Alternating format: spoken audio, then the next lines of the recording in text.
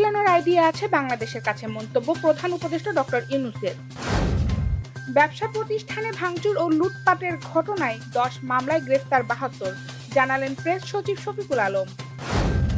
জিডিপির প্রবৃদ্ধি কমে 3.9% হবে, বাড়বে মূল্যস্ফীতি, জানিয়েছে এডিবি। 16 বছর পর বড় পরিসরে পহেলা বৈশাখ উদযাপনের সিদ্ধান্ত বিএনপির।